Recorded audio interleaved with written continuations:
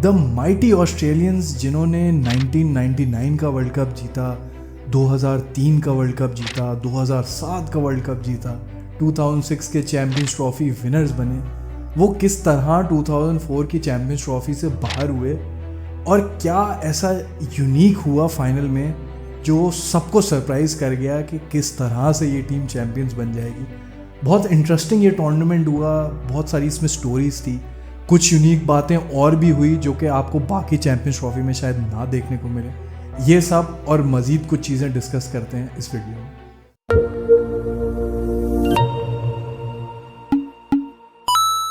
तो क्या ऐसी यूनिक चीज़ हुई कि वो माइटी ऑस्ट्रेलियन टीम इंग्लैंड से बाहर हो गई, जो कि देखा जाए तो it was far from the strongest England white ball side ever. तो ऐसा क्या गलती हुई या क्या टैक्टिकल जीनियस हुई इंग्लैंड की तरफ से जो वो सेमीफाइनल में ऑस्ट्रेलियंस को हराने में कामयाब हो गए? अच्छा, अगर स्टार्ट करें तो it was just another ordinary day वो सेमीफाइनल का, और England, but it was a different England side with a different intent, क्योंकि जो ग्रुप स्टेजेस में इंग्लैंड जिस तरह से खेलते हुए आ रही थी, दे हैड अ प्लान कि हमने ऑस्ट्रेलिया को किस तरह पीसेस में ब्रेक करना है या we need to do something innovative. तो Australia started off their batting, और आपको पता है कि ऑस्ट्रेलिया के 3 giants, Matthew Hayden, Adam Gilchrist, Ricky Ponting, मतलब ये 3 तो ऐसे पहाड़ हैं जिनको अगर आप ब्रेक करने जाओ तो जब तक ऑस्ट्रेलिया 180-200 रन कर जाता है। तो it was a usual start, but England were lucky enough के इन 3 की विकेट्स जल्दी मिल गई, मतलब 114 रन्स पे 3 आउट हो गए। बट जो सबसे बड़ा सरप्राइजिंग एलिमेंट था ना, जो कि उस टाइम की क्रिकेट, उस टाइम की जनरेशन के हिसाब से it was an out of the box thing कि एक कैप्टन, एक पार्ट टाइम बॉलर जो शायद टेस्ट मैच में भी वो आखिरी ओवर नहीं करते सेशन के एंड का, वो आ गए बॉलिंग करने, and that was Michael Vaughan.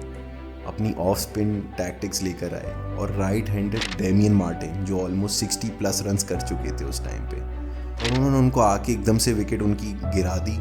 And cut to Darren Lehmann जो दूसरे एंड पे सेटल्ड थे, उनकी भी विकेट फ़ौरन लेके 3rd wicket Andrew Symonds stepping in. Australia का is famous for the a big batting lineup, तो एंड्री साइमंड्स को आते ही 3री wicket as a run out करना ही। तो ये जो गेम चेंजर था, ये एक बॉलर्स के ऊपर से लोड हट गया कि यार अब तो हम टेल एंडर्स को एक्सपोज कर सकते हैं।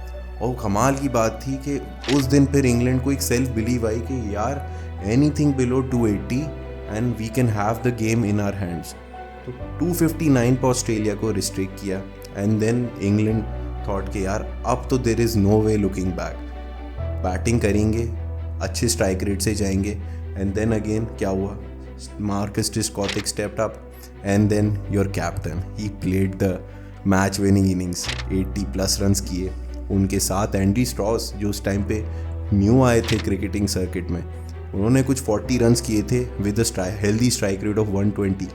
तो वहाँ पे कन्विंसिंगली इंग्लैंड 5-6 विकेटें गिरने के बावजूद आराम से मैच जीत लिया था। And the surprising part was कि आपने ऑस्ट्रेलिया को एक बहुत कन्विंसिंगली उनको बताया, जैसे आप इंडिया पाकिस्तान की राइवलरी देखते तो England were way back in this rivalry, but beating them at the right time.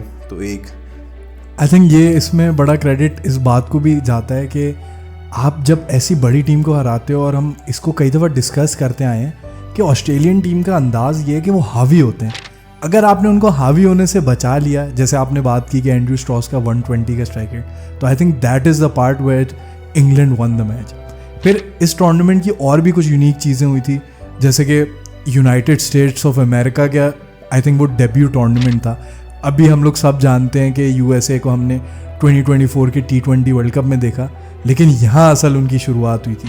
तो इसके अलावा भी कुछ टीम्स इसमें आई थी, और आई थिंक जो अब हम चैम्पियंस ट्रॉफी को देखते हैं कि जो बिग टीम्स होती हैं वो खेलती हैं, लेकिन ये थोड़ा सा फॉर्मेट डिफरेंट था। तो ये फॉर्मेट के बारे में थोड़ा सा बताएं कि क्या इसमें डिफरेंट चीज़ थी।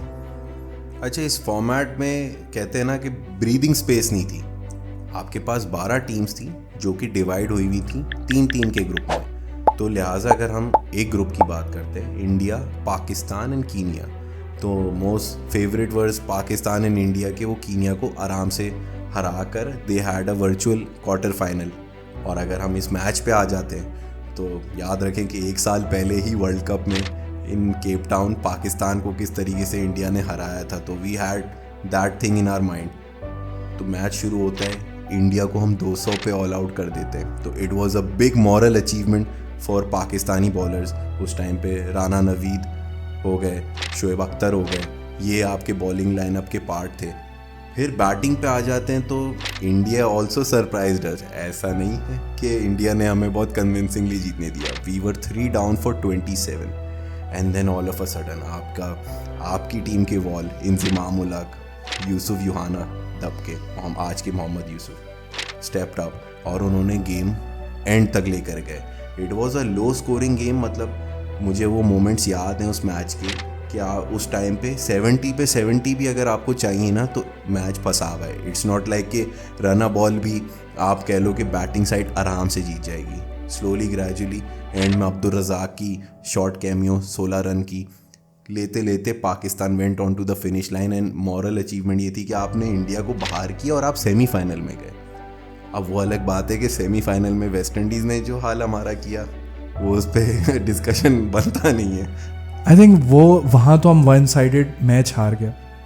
और ग्रुप स्टेजेस में ये आई थिंक ग्रुप हटा दें तो एज सच कोई सरप्राइजिंग चीज़ नहीं थी। हमें पता था कि Australia would reach the semifinals और बाकी टीम्स भी, इंडिया पाकिस्तान के अलावा, जैसे मैंने कहा, कोई सरप्राइजिंग फैक्टर नहीं था। Now coming to the big stage, the final. इसमें एक दो यूनिक चीज़ हुई। जो उनके स्टार्टिंग वेस्ट इंडीज़ के कीपर थे, आई थिंक वो इंजरी हुई थी और लास्ट मोमेंट एक हमें रिप्लेसमेंट देखने को मिली। तो उसकी क्या स्टोरी है। और England despite being the favourites and just like England itself, जो हमने बात की कि ऑस्ट्रेलिया के against, this wasn't England's best white ball side ever. इसी तरह वेस्ट इंडीज़ को भी आप देखें, इवन दो कुछ नाम जैसे क्रिस गेल और चंदर पॉल जैसे आपको बड़े दिखते हैं, but in the grander scheme of things 80s से जैसे कंपेयर करें या हम 2020s T20s की टीम को देखें तो 2013 और 16 वाला पीरियड देखें तो उस तरह की स्ट्रॉन्ग नहीं थी। लेकिन किस तरह उस वेस्ट इंडीज़ की टीम ने from the jaws of defeat किस तरह वो विक्ट्री ली, वो हमें ज़रा पूरी स्टोरी बताएं। अच्छा, बड़ी अच्छी मतलब स्टोरी डेवलप हुई है कि आपने कीपर की बात की। रिडली जेकब्स जो वेस्ट इंडीज़ के सर्किट में बहुत एक्सपीरियंस लेके चलते हुए आ रहे थे, ऑल ऑफ अ सडन वो सीन से हटे, इंजर्ड हुए। एंड कॉटनी ब्राउन जो 34 ईयर ओल्ड उस टाइम पे प्लेयर थे वेस्ट इंडीज़ के, he used to play for West Indies but बीच में ही was out of the side और उन्होंने ऑलमोस्ट रिटायरमेंट शायद ले ली थी। उनको रिटायरमेंट से वापसी लेकर आए थे कि प्लीज़ ये टूर्नामेंट में आप पार्टिसिपेट करें, it's a small tournament because we need. और वेस्ट इंडियंस को आपको पता है कि उनका ब्लड कैसा होता है कि they want to enjoy the moment या they need a moment to play. अब फाइनल के दिन एज यूजुअल इंग्लैंड ने पहले बैटिंग करी, बट दिस टाइम जो ओवल में पिच थी या कंडीशंस थी, जिस तरह दोनों टीम्स का कॉम्पोजिशन था, मैचअप था, लो स्कोरिंग अफेयर रहा। इंग्लैंड गॉट आउट फॉर 217 और इंग्लैंड को लगा कि यार यहाँ पे तो गेम ख़राब हो गया, लाइक वंस अगेन मतलब हम हार रहे हैं, ट्रॉफी हमारे हाथ से जा रही है। यहाँ पे भी मार्कस ट्रिस्कॉथिक ने आई थिंक सेंचुरी बनाई थी तो his run of form continued. बिल्कुल, और इसमें ऐसा था कि ट्रिस्कॉथिक एंड तक खेलते हुए जा रहे थे and he is not a player जो बनिस्बत 14 या 15 ओवर के बाद Trescothick used to give away his wicket. मगर ये वाहिद टूर्नामेंट था जिसमें he was leading the whole batting lineup के वो सबके साथ इनिंग्स खेलते हुए एंड तक 50 ओवर तक फिनिश करना चाहते थे from the opening spot. But जब इधर जितना वो कर सकते थे 106 रन 217 रन में, बहुत बड़ी बात है, like scoring 50% of the runs. But बात फिर आ गई वेस्ट इंडीज़ की साइड। अब वेस्ट इंडीज़ की साइड जिसमें यंगस्टर्स भी उस टाइम पे, Dwayne Bravo his first ever ICC tournament, Chris Gayle का भी ये तीसरा आईसीसी टूर्नामेंट था because back in 2003 Wavell Hinds के साथ ही वॉज द ओपनिंग पार्टनर। अब क्या हुआ, वेस्ट इंडीज़ को लगा it could be an easy chase 217 run, but ये हम 2004 की बात कर रहे हैं। उस टाइम पे आजकल के जो जनरेशन के फैंस हैं उनको नहीं आइडिया कि ये भी एक बहुत बड़ा स्कोर हो सकता है अगर मिडिल ऑर्डर एकदम कोलैप्स कर जाए या बॉलर्स अच्छे लग जाए। और शुरू में हुआ था, आई थिंक वेस्ट इंडीज़ का बहुत बड़ा कोलैप्स हो गया था, जिस पे आपने जैसे कि बात की कि कॉर्टनी ब्राउन आए तो किस तरह से वो पार्टनरशिप लगी और एग्जैक्ट स्कोर क्या था और एंड में क्या रिजल्ट बना, ज़रा उसका बताएं। अच्छा, इसमें वही चीज़ थी कि इंग्लैंड अपनी इंटेंट, और जो इंग्लैंड का 12th मैन था वो थी क्राउड का जो उस टाइम पे एक रश ऑफ ब्लड था, जो वो एक शोर होता है उनका, जो गाना गा रहे होते हैं या एकदम जिस तरह एक पंप करते हैं अपने प्लेयर्स को। आपके स्टार्स एंडी फ्लिंटॉफ हो गए, माइकल वॉन का इतना अच्छा रन रहा, वो एकदम ऑन द स्पॉट हिट कर रहा था दैट वेस्ट इंडीज़ जहाँ पार्टनरशिप बनाने जा रहा था विकेट्स गिर रही थी, and all of a sudden Courtney Browne जो विकेट लास्ट रिकग्नाइज बैट्समैन थे, he found himself on the place के 147 पे 8। You had Ian Bradshaw entering in, 217 का टारगेट है एंड समवेयर अराउंड 60 रन्स रह गए। और इयन ब्रैडशॉ तो स्पेशलिस्ट बॉलर थे, तो बैटिंग के लिए तो बिल्कुल भी जाने नहीं चाहते थे, बिल्कुल भी नहीं। इवन आपके जो कीपर थे, he was like a test keeper, one day के अच्छे प्लेयर नहीं थे। He use to just float rotate the strike. अगर उनको किसी स्पेशलिस्ट बैट्समैन के साथ आप खिलाएं आज, तो वो उस टाइम के वैसे प्लेयर थे। तो मुझे ये अच्छे से याद है कि जब मैं उस टाइम पे ESPN स्टार स्पोर्ट्स पे आता था ये टूर्नामेंट, तो मुझे लगा यार इंग्लैंड ने तो फाइनली एक ट्रॉफी अपने कैबिनेट में रख ली, फाइनली एक नई टीम बनेगी, और वेस्ट इंडीज़ तो ऑलरेडी लेके जा चुका है। बट स्लोली मैच देखता जाऊँ कि वेस्ट इंडीज़ के ये दो प्लेयर ना सिर्फ स्ट्राइक रोटेट कर रहे थे, बट गैप्स में शॉट खेल रहे हैं, प्रॉपर बाउंड्रीज मार रहे हैं, they are playing with the run rate. West Indies को सिर्फ एक एडवांटेज था कि बॉल ज़्यादा थी, रन्स कम थे, तो वहाँ दे had a breathing space and they knew कि इसके बाद तो सिर्फ एक ही बैट्समैन है, वो भी एक बॉलर ही आएगा, फिर तो एक बॉल की बात हो जाएगी। बट ऐसा उन्होंने होने नहीं दिया, वो दोनों एंड तक गए। डैरेन गॉफ आ गए, एंडी फ्लिंटॉफ सामने आ गए, एशली जायल्स आ गए, माइकल वॉन अपने मतलब नाखूनों से बस बाल तोड़ने रह गए थे कि यार ये क्या, why is it happening at the 11th hour, कि सब कुछ गलत क्यों हो रहा है, why are we spilling the beans. और वो बस लास्ट मोमेंट था जहाँ पे इयन ब्रैडशॉ ने चौका मारा, उन्होंने फिस्ट पंप किया। कॉर्टनी वॉश का वो मुझे मोमेंट याद है कि वो बाउंड्री तक भागते हुए कॉर्टनी ब्राउन बाउंड्री तक भागते हुए गए, उन्होंने डाइव मारी, वहाँ से ड्वेन ब्रावो, गेल सब उनके ऊपर गिर गए। उस वक्त लाइट्स भी ऑन नहीं थी, डार्क हो गया था ऑलमोस्ट, तो एक डे गेम मैच चल रहा था हमारा, डे नाइट भी नहीं था।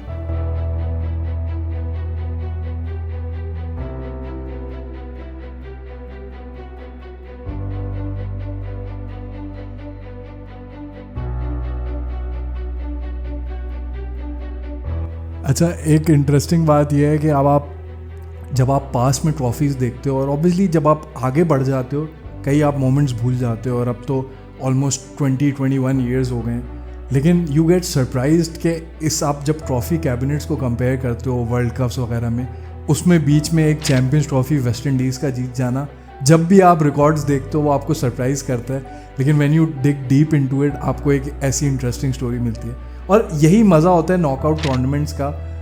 इनके नुकसानात भी हैं कि कई दफ़ा बेस्ट टीम नहीं जीतती, but it also gives an opportunity for a smaller nation to win, क्योंकि वेस्ट इंडीज़ को अगर ऑस्ट्रेलिया मिलती तो maybe Australia would have been the winner, लेकिन ये नहीं हुआ, वेस्ट इंडीज़ जीत गई। और इस वेस्ट इंडीज़ साइड को जो कि कोई भी शायद काउंट नहीं कर रहा था, उन्होंने एक ट्रॉफ़ी लिफ्ट की। होपफुली ये वाली चैम्पियंस ट्रॉफ़ी भी इस किस्म की होती है और हमें कुछ ऐसी स्टोरीज़ मिलती हैं। If you like videos like this, channel को सब्सक्राइब करें, ऐसी और बहुत किस्म की वीडियोस आपको मिलेंगी और आपको एनालिसिस वगैरह भी देखने को मिलेगा। Hopefully you like this video, subscribe to the channel and we'll see you in the next one.